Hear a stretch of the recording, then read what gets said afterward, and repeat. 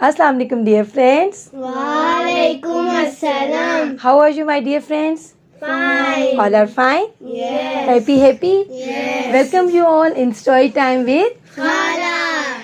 जी। तो खाला के फ्रेंड्स आ गए हैं फिर से खाला से स्टोरी सुनने। तो आज खाला स्टोरी सुनाने जा रही हैं बहुत ही डिफरेंट से यूनिक सी, ठीक है, बड़ी रियल स्टोरी है।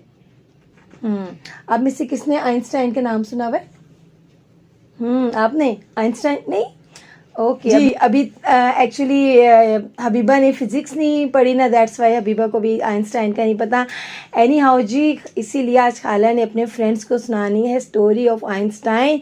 Einstein was a German scientist and physicist, ठीक है, और ही वॉज वेरी जीनियस, बहुत जीनियस था, बहुत इंटेलिजेंट था। और ऐसा है कि जो आम इंसान सोचना समझना तो दूर में सोच भी नहीं सकता था ना, तो वो आइंस्टाइन ने सोचा भी, समझा भी और पूरी दुनिया के लिए उसको बहुत ही आसान करके दिखाया। उसने पूरी यूनिवर्स को एक छोटी सी इक्वेशन में E=mc² में उसने उसको बंद कर दिया। यानी कि उसने पेश की थ्योरी ऑफ रिलेटिविटी। अभी आपको बहुत ज़्यादा तो समझ नहीं आएगी, जब आप लोग फिजिक्स पढ़ेंगे ना तब आप लोग इसको अंडरस्टैंड करें, लेकिन एक्चुअली मेरा जो पर्पज़ है ना आपको उसके बारे में बताना है कि he was very genius man, ठीक है। वो इतना जीनियस था कि लोग कहते थे कि इसका ब्रेन कैसा है। उसका IQ लेवल बहुत ज़्यादा था, उसका IQ लेवल था 160 और एक नॉर्मल इंसान का IQ लेवल होता है 85 to 110, ठीक है, 85 to 110 तक होता है और उसका IQ लेवल था 160। और जब उसने ये थ्योरी ऑफ रिलेटिविटी और उसने और भी बहुत सी काम किए थे, तो जब ये पेश किए तो उसको 1921 में नोबल प्राइज़ भी दिया गया था, ठीक है। और he was born in 14th March 1879। और आज खाला ने इसलिए प्लान किया ये आपको आइंस्टाइन की स्टोरी सुनाने के लिए, बिकॉज टुडे इज हाँ जी, आज उसकी है birthday. Today is 14th March। तो मैंने सोचा क्यों ना आज हम उसके बारे में थोड़ी सी इंफॉर्मेशन जो है बच्चों को भी दें, ठीक है। अब एक्चुअली उसकी जो मेन आपको मैं बताना चाहती हूँ ना, वो बहुत इंटरेस्टिंग सी बात है। वो ये है कि वो इतना जीनियस था और लोग भी कहते थे कि आम इंसान से उसका ब्रेन जो है ना वो बहुत डिफरेंट था, ठीक है। और वो खुद भी अवेयर था इस बात से, और उसको ये डाउट था कि ये ना हो कि मेरे मरने के बाद लोग मेरी डेड बॉडी के साथ पता नहीं क्या करेंगे। और इसी वजह से उसने कहा था कि मैं जब मेरी डेथ के बाद मेरी डेड बॉडी को जला दिया जाए, ठीक है, क्योंकि उसको यही खतरा था कि पता नहीं ये लोग ये ना हो मेरे ब्रेन के बारे में जानना चाहेंगे। और यही हुआ कि प्रिंसटन हॉस्पिटल में जब उसकी डेथ हुई 18 अप्रैल 1955 को, ठीक है, आइंस्टाइन की डेथ हुई 18 अप्रैल 1955 को प्रिंसटन हॉस्पिटल में। तो वहाँ पे पैथोलॉजिस्ट था, वो ये चेक करने आया कि जैसे पोस्टमार्टम वगैरह करते हैं ना कि डेथ की क्या रीज़न है। तो उसने एक बहुत ही डिफरेंट काम किया। पता क्या किया उसने? Can you imagine? उसने आइंस्टाइन का जो ब्रेन था वो चोरी कर लिया। Have you ever heard? कभी सुना आपने कि किसी का ब्रेन चोरी हुआ है ना? तो जो वो था ना पैथोलॉजिस्ट था, उसका नाम था, उसने कैसे किया, जब वो उसका पोस्टमार्टम करने आया ना तो उसने, ज़ाहिर है वो पैथोलॉजिस्ट था, डॉक्टर था, तो उसने उसका ब्रेन निकाल लिया। तो पहले तो किसी को पता ना चला, और फिर जिस हॉस्पिटल में करता, जब पता चला तो हॉस्पिटल वालों ने तो उसको कर दिया जी फायर मीन उसको फ्री कर दिया, उसको निकाल दिया हॉस्पिटल से। अब जो उसका आइंस्टाइन का बेटा था हैंस, ये नहीं बताया क्यों निकाला? हाँ जी बताया, बिल्कुल बताया, वो अभी आपको मैं बताती हूँ। एल्बर्ट हैंस से डॉक्टर हार्वे ने उसके बेटे से किसी ना किसी तरह परमिशन ले ली कि भाई मैं ना इस पर रिसर्च करना चाहता हूँ और दुनिया को बताना चाहता हूँ कि इसका ब्रेन स्पेशल है और क्या चीज़ स्पेशल है और कैसे डिफरेंट है। उसका ब्रेन अब कहाँ है? हाँ जी बिल्कुल बताऊंगी, सब कुछ बताऊंगी, इसीलिए इतने एंशियस हो रहे हैं आप लोग। स्टेप वाइज बताऊंगी ना उसका ब्रेन कहाँ पे है। तो अब जी खैर उसके फिर बेटे ने परमिशन दे दी, क्योंकि चोरी तो ऑलरेडी वो कर चुका था, लेकिन हॉस्पिटल वालों ने उसको कर दिया फ्री वहाँ से। अब जी वो उसका ब्रेन लेके तो काफ़ी डिफरेंट सिटीज़ में घूमता रहा, कभी कहीं जॉब करता था, कभी कहीं करता था, लेकिन क्योंकि वो एक बेसिकली एक पैथोलॉजिस्ट था, जॉब करता था।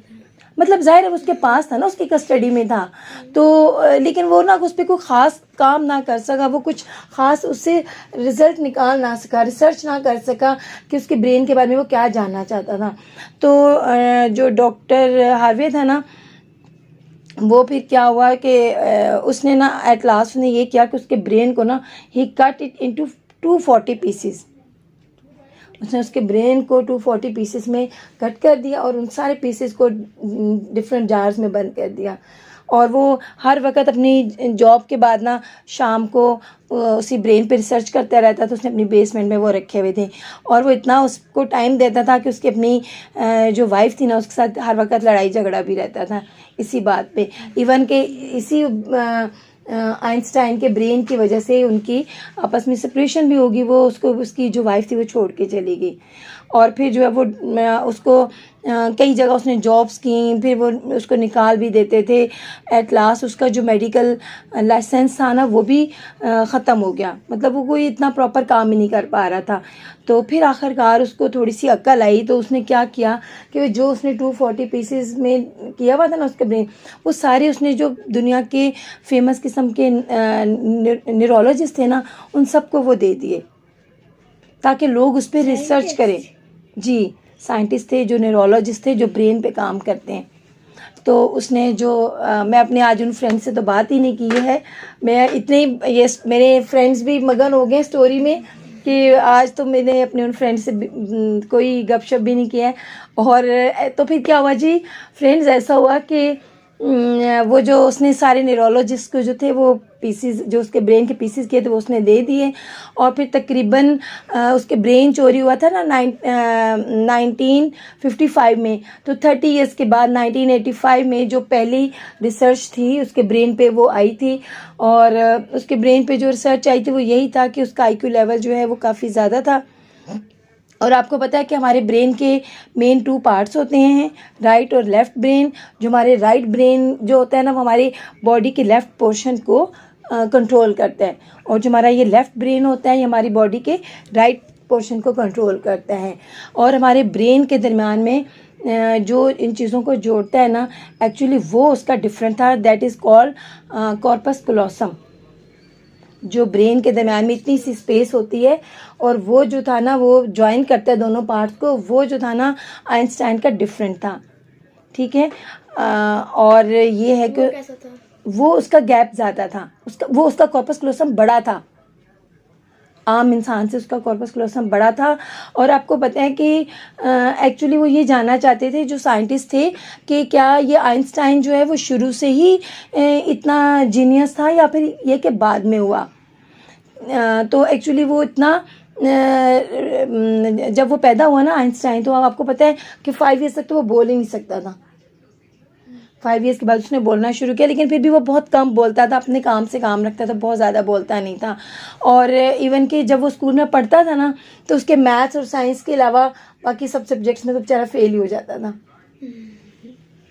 ठीक है, और इसके अलावा ये कि लेकिन ये कि मैथ्स और साइंस में उसके बहुत अच्छे मार्क्स होते थे। और एक चीज़ और, इवन कि वो जब वो इन हिज चाइल्डहुड, तो उसको अपने टेबल भी लर्न नहीं होते थे। मतलब ये नहीं कि वो कोई रट्टा लगाने वाली चीज़ क्रैमिंग नहीं करता था, जो चीज़ उसको नहीं आती थी ना वो उस पर सोचता था, वो थिंक अपॉन करता था।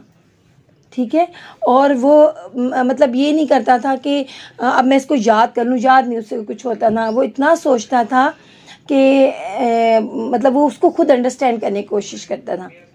और इवन के जब वो 12 ईयर्स का था, तो एक बार उसके कोई एक टीचर थे, वो एक ज्योमेट्री की बुक ना उसके घर में भूल गए। एक दफ़ा उसके टीचर जो थे, एक बार ज्योमेट्री की बुक जो थी ना वो उसके घर भूल गए, और उसने एक रात में वो पूरी ज्योमेट्री की जो बुक थी वो उसने अंडरस्टैंड कर ली। उसके सारे कॉन्सेप्ट्स क्लियर हो गए उसने खुद ही। और इवन कि उसके जो टीचर्स थे ना वो बड़े परेशान होते थे कि जब वो क्लास में क्वेश्चनिंग करता था।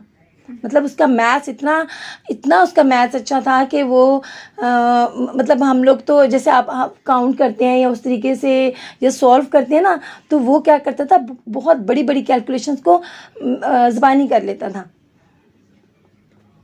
हबीबा तो परेशान ही हो गई है ना। तो मैथ्स किसका अच्छा है आप में से? मेरा भी ठीक है। सबका सही है, सारों का अच्छा है। अच्छा है, हाँ मुझे पता है। हाँ favorite है। हाँ हम जी, रमला का तो शीशा को बहुत खपाती है ये। जी। अब आपका क्वेश्चन था कि आइंस्टाइन का ब्रेन अब कहाँ पे है, तो आइंस्टाइन का ब्रेन अमेरिका के एक म्यूजियम में मौजूद है, तो देखने चले। तो कैसी लगी फिर आपको? बहुत अच्छी। बहुत अच्छी, बहुत मजा आया ना, बड़ी डिफरेंट सी थी। तो आज हम करेंगे आइंस्टाइन को happy birthday, happy birthday to you Einstein. तो हम दुआ करते हैं कि हमारे सारे बच्चे जो हैं ये भी आइंस्टाइन की तरह हो, बहुत ही जीनियस, और ये भी बहुत बड़े, इंशाल्लाह ये भी बहुत बड़े साइंटिस्ट और फिजिसिस्ट बने। और फिर इनको पता चलेगा थ्योरी ऑफ रिलेटिविटी क्या है। उसने जी पूरी यूनिवर्स को एक छोटी सी इक्वेशन में is equal to MC square में क्लोज कर दिया। और जो मेरे फ्रेंड्स घर पे पढ़ते हैं फिजिक्स, तो वो जानते होंगे आइंस्टाइन के बारे में। और अब ये छोटे छोटे फ्रेंड्स को ज़रूर बताएं कि थ्योरी ऑफ रिलेटिविटी क्या है। इंशाल्लाह नेक्स्ट टाइम मिलेंगे किसी न्यू एक्टिविटी, किसी न्यू स्टोरी के साथ। तब तक के लिए अल्लाह हाफिज़।